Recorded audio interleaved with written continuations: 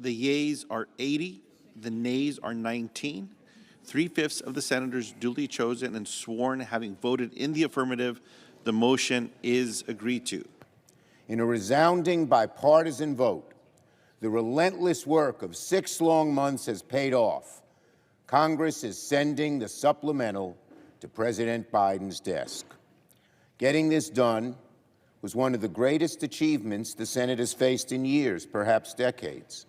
A lot of people inside and outside the Congress wanted this package to fail.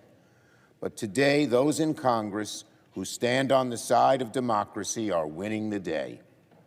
To our friends in Ukraine, to our allies in NATO, to our allies in Israel, and to civilians around the world in need of help, help is on the way. To our friends in Ukraine, America will deliver more ammo and air defenses and basic supplies that you need to resist Putin on the battlefield. To our friends in Israel, America will soon deliver aid to help you fight the scourge of Hamas and stand up to Iran. To innocent civilians in the midst of war, from Gaza to Sudan, America will deliver food and medicine and clothing. And to our friends in the Indo-Pacific, we will stand with you to resist the Chinese Communist Party. And to the whole world, make no mistake, America will deliver on its promise to act like a leader on the world stage, to hold the line against autocratic thugs like Vladimir Putin. Ukraine's exhausted artillery gunners holding off Russian forces near the eastern town of Kupiansk are hoping for a lifeline. The latest US aid package could be it, a potential game changer for Kiev's forces. But it could take some time. One soldier, whose call sign is Sailor, says a shortage of shells has reduced Ukraine's covering fire for its infantrymen, costing lives and territory. If they had passed the aid package bill earlier, we would have lost a bit less ground. We could have maybe taken back some ground. The $61 billion aid package comes after 6 months of congressional wrangling.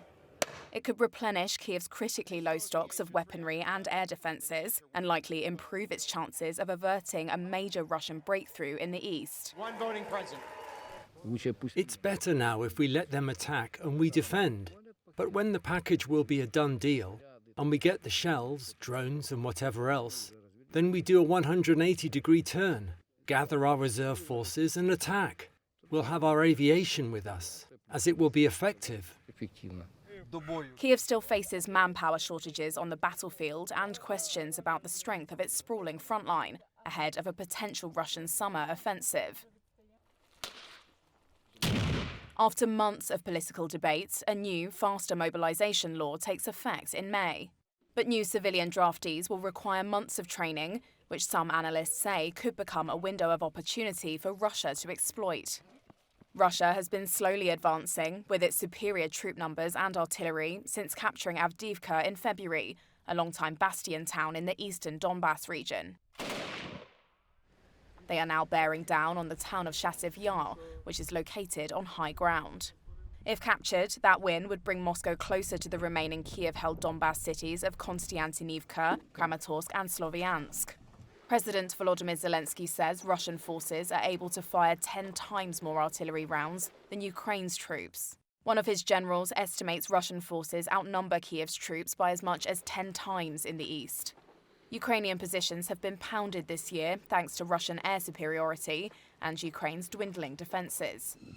One former Ukrainian defence minister said US-produced F-16 fighter jets, which Kiev expects to receive later this year, would force Russian warplanes back entirely. EU assistance from June will include a Czech-led initiative to supply some 300,000 rounds of artillery shells. A senior European security source told Reuters optimistically that if Ukraine receives the new international assistance, the chances of averting a major Russian breakthrough over the next year are quite high.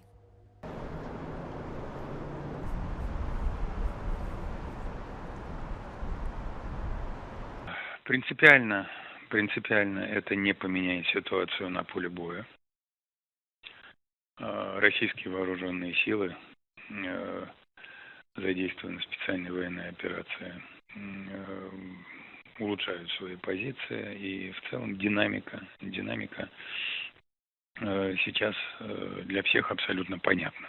Вот эти, конечно, выделенные деньги, эти вооружения, которые будут поставлены за эти деньги, они не приведут к изменению этой динамики. Они приведут к новым жертвам среди украинцев. Больше украинцев будет гибнуть. Украина будет нести большие потери. В свою очередь мы также отдаем себе отчет в том, что большая часть этих денег так или иначе останется в самой Америке. Америка станет богаче и будет зарабатывать дополнительные дивиденды, оказывая таким образом помощь Украине. Собственно, принципиально ничего не меняется.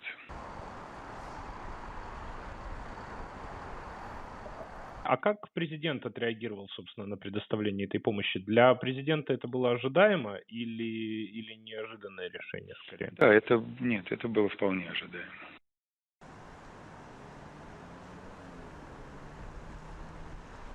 I said these are not normal times. They're not. The world is destabilized, and it's a tinderbox. It's a dangerous time. Three of our primary adversaries, Russia and Iran and China, are working together, and they're being aggressors around the globe. And they're a global threat to our prosperity and our security.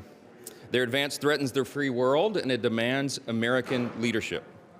If we turn our backs right now, the consequences could be devastating. So this afternoon, the House acted, and we sent over to the Senate, and it will be transmitted shortly, our supplemental national security legislation. And make no mistake, this is not a blank check like the Senate supplemental bill was. I know there are critics of the legislation. I understand that. It is not a perfect piece of legislation. We're not ensured that in a time of divided government and in a time where there are lots of different opinions. But there is no question whatsoever that the House has made many strong improvements to the Senate bill, and the product that we've sent over there is much better. I've said it very simply. I'll say it once again. It's an old military adage, but we would rather send bullets to the conflict overseas than our own boys, our troops. And I think this is an important moment, an important opportunity to make that decision. We allowed the House to do that, and I expect the Senate will make the same decision. I think we did our work here, and I think history will judge it well. Some U.S. lawmakers cheered and waved Ukrainian flags as the House of Representatives passed a part of a $95 billion legislative package Saturday. The measure, which the House passed in its entirety, provides security assistance to the war-torn country, as well as Israel and Taiwan, over bitter objections from Republican hardliners. The legislation now proceeds to the Democratic majority Senate, which passed a similar measure 2 months ago and is expected to pass this bill next week, sending it to President Joe Biden, who released a statement saying he will sign it into law. Ukrainian President Volodymyr Zelensky thanked House Speaker Mike Johnson for the more than $60 billion of aid coming his way, saying it would protect lives and bring a just end to the war that Russian President Vladimir Putin must lose. Johnson, a Republican, agreed with that sentiment. Three of our primary adversaries, Russia and Iran and China, are working together, and they're being aggressors around the globe. If we turn our backs right now, the consequences could be devastating.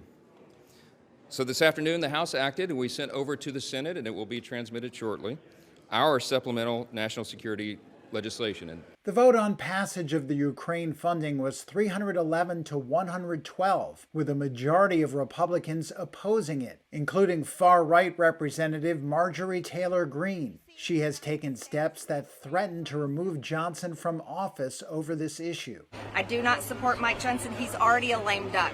If we had the vote today in our conference, he would not be Speaker today. While Kremlin spokesperson Dmitry Peskov said the measure would further ruin Ukraine and result in more deaths in the conflict.